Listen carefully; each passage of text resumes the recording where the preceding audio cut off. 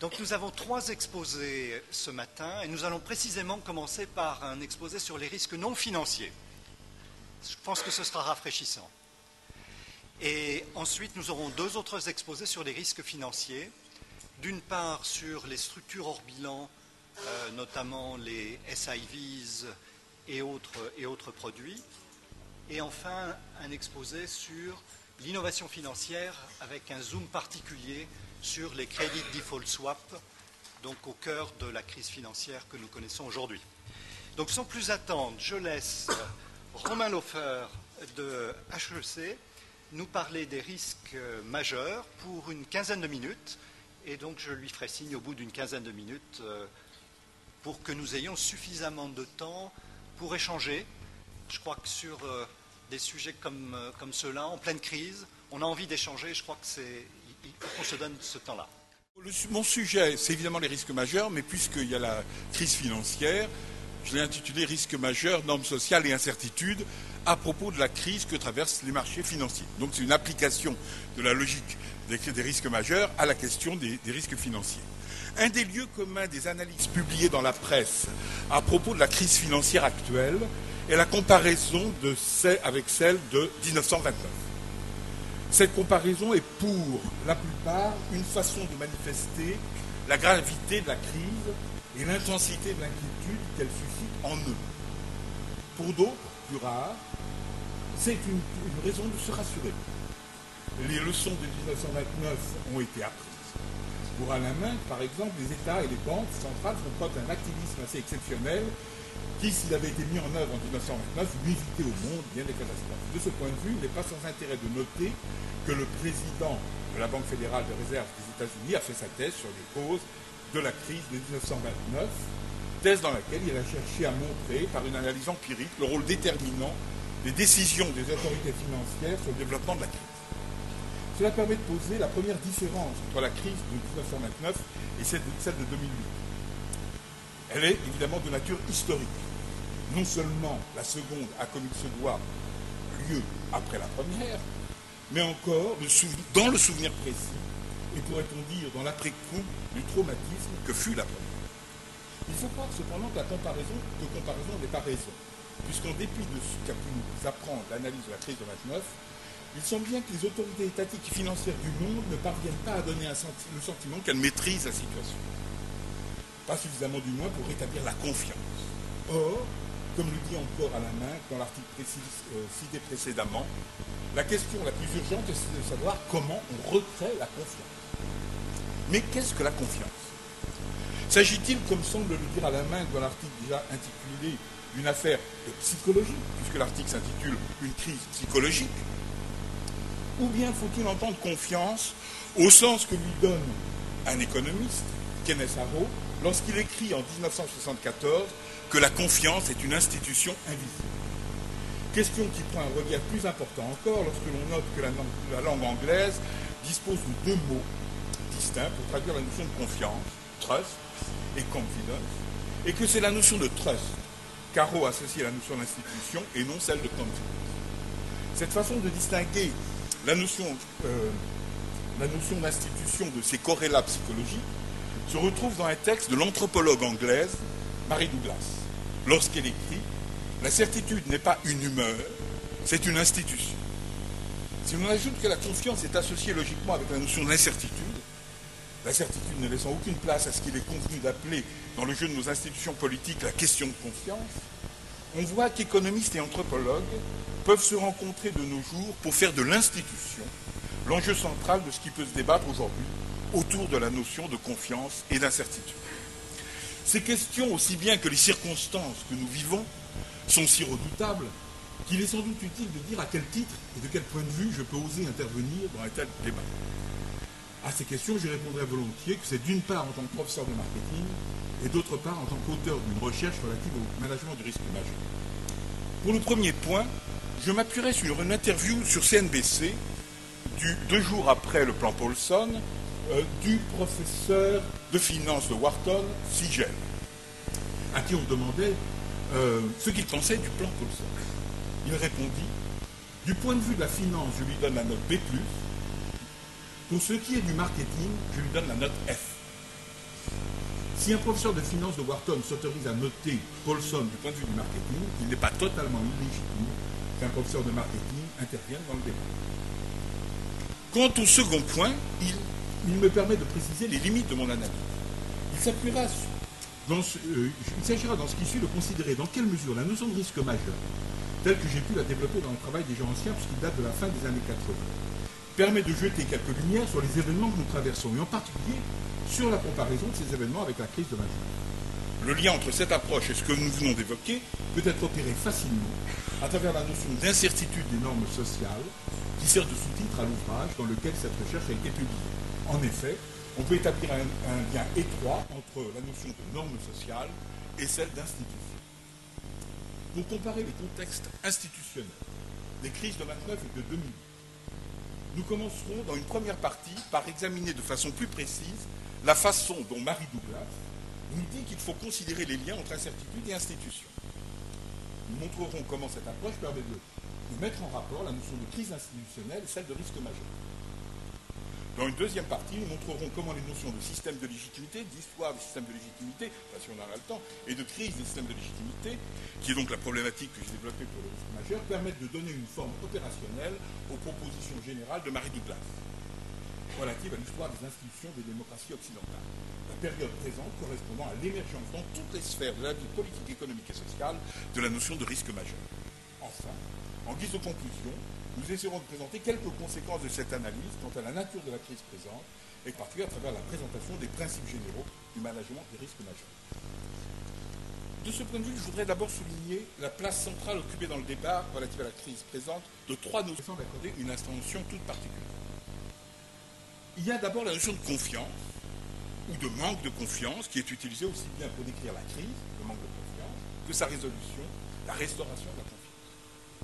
Il y a ensuite la question du droit et du rôle de l'État, à travers la question de savoir ce qui doit être public ou privé, qui est à la fois au cœur des débats idéologiques relatifs à la crise, s'agit-il d'une crise du libéralisme économique, du résultat d'une dérégulation excessive, ou au contraire de la conséquence d'une trop grande intervention de l'État, comme dans le cas de Freddie Mac et de Fannie Mae, et le statut des Government Sponsored Enterprises, qui auraient favorisé des comportements imprudents, et des processus envisagés pour sa solution.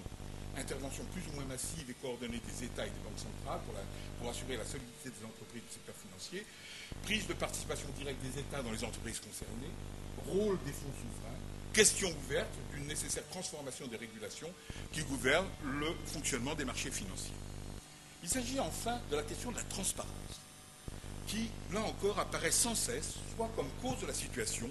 Les marchés financiers et le fonctionnement des établissements financiers sont critiqués pour leur manque de transparence, ou comme on dit aussi pour leur opacité, tandis que la sortie de crise est systématiquement associée à une demande de plus grande transparence. Le caractère institutionnel de cette revendication se manifeste dans le développement d'une ordre dont l'activité est de consacrer à la surveillance des flux financiers internationaux, Transparency International.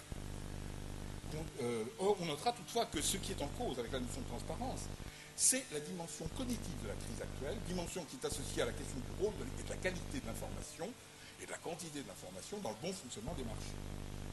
Il peut s'agir du caractère plus ou moins parfait de l'information dont disposent les acteurs économiques sur les marchés pour prendre leurs décisions, par exemple la question des informations comptables, qui fut au cœur de la crise financière récente de moindre ampleur que fut l'affaire Enron, et suivie des lois Sarbanes-Oxley, ou encore de la nature même des biens échangés sur les marchés, comme dans le cas de ces nouveaux instruments financiers, dont on s'accorde à dire que bien peu, même dans les établissements qui les émettent, sont à même de les comprendre.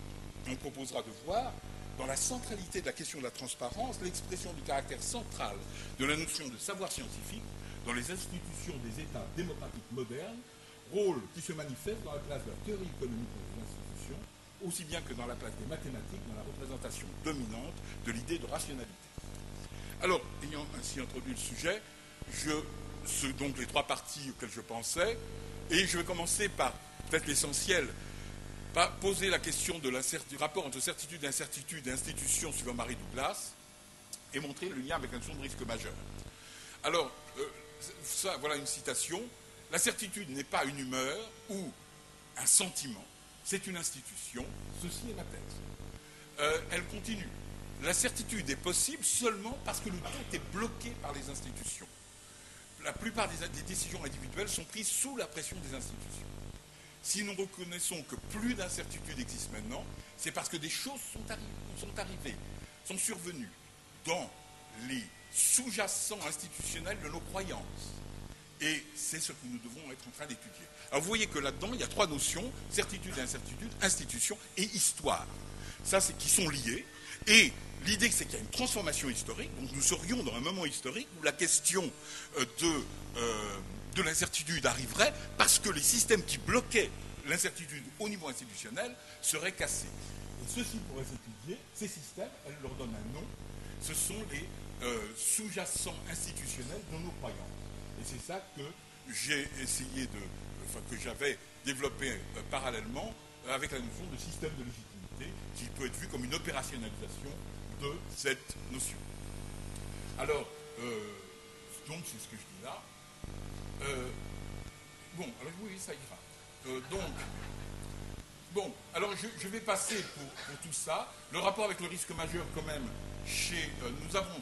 Donc elle dit, voilà, nous sommes entrés dans une période où l'incertitude est reconnue formellement. Cet aspect très ésotérique de notre culture peut avoir un intérêt pour l'analyse du risque, mais pour le moment, ce qui est important, c'est qu'inévitablement, ce serait arrivé sous une forme ou une autre dans une démocratie ouverte. La forme qu'elle prend est mathématique, analytique, le résultat de pousser à l'extrême les aspects juridiques de la certitude et d'essayer d'étendre la recherche de certitude avec la pratique de la science. Vous voyez qu'on a histoire, incertitude, risque, extrême, droit, science, et c'est ça qui se noue dans la notion de risque majeur autour de la notion d'incertitude. Alors, je reprends, en 86, elle a étudié elle-même l'acceptabilité sociale des risques, qui est très proche de la notion de légitimité. Elle dit, l'idée fondamentale, alors non, ça c'est la fin de ce texte, qui est vraiment très beau. L'idée fondamentale qui permet de penser la possibilité d'une société, plus fondamentale même que l'idée de Dieu telle, est l'idée, qu'on sait qu'elle a bien consacré ses derniers ouvrages au Lévitique, est l'idée qu'il peut y avoir un savoir certain. Ceci est extraordinairement robuste, défendu de manière passionnée par les lois et les tabous dans les sociétés anciennes et modernes. Donc, le risque majeur, ce serait le franchissement d'un tabou.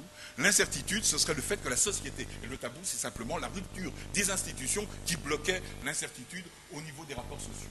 Alors, je dois passer rapidement. Les risques majeurs, on voit que ça a lieu partout. C'est-à-dire que la finance n'est qu'un cas particulier, n'est qu'un symptôme, dans ce point de vue, d'un risque plus général. Elle a ses spécificités, mais on voit.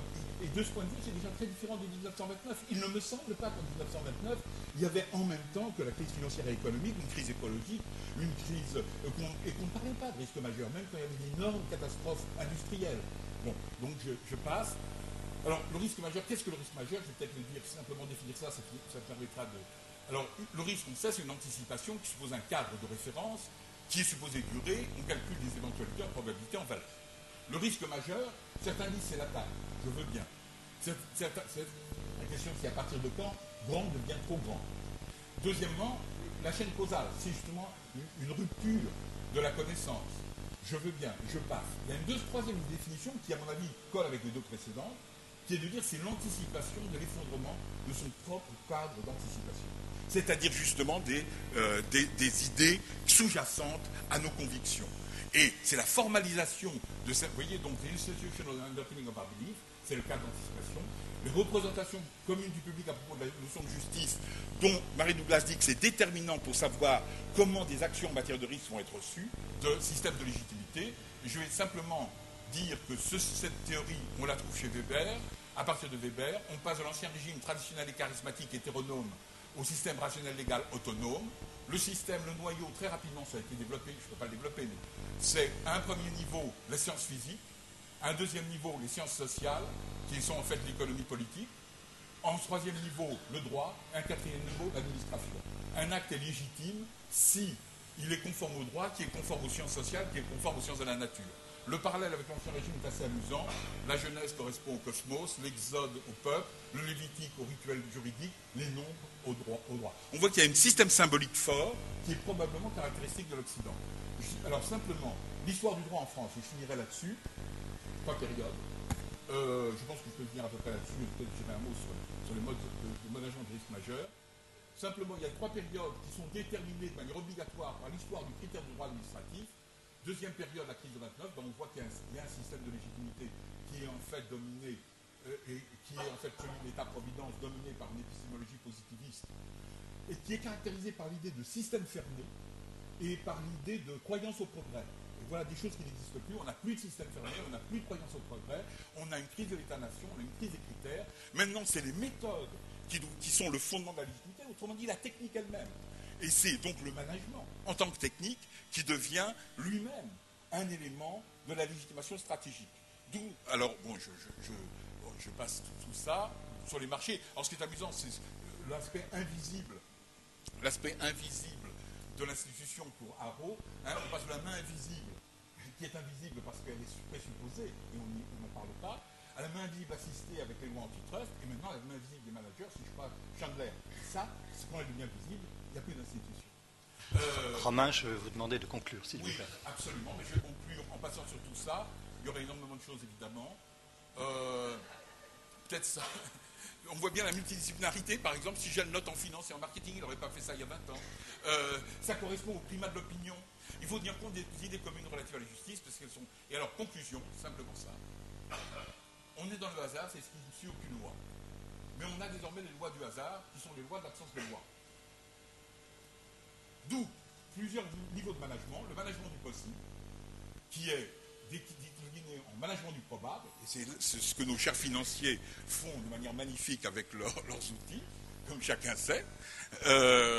Ensuite, il y a les managements de l'improbable, qui correspondent à Knight, à l'incertitude suivant Knight, c'est-à-dire qu'on a une probabilité dans le modèle, mais on sait que la croyance que l'on a dans ce modèle est subjective, et que donc elle peut s'effondrer du jour au lendemain. Donc c'est ce qui manquait en quelque sorte dans les modèles financiers par rapport à l'incertitude. Oui, j'ai fini. Et enfin, le management de l'impossible, c'est-à-dire que le fait que désormais, il faut gérer les normes sociales qui légitiment les actions. Donc le management doit, le manager et les acteurs doivent non seulement décider, mais produire une forme d'action qui leur permet de légitimer leur action par une communication correcte.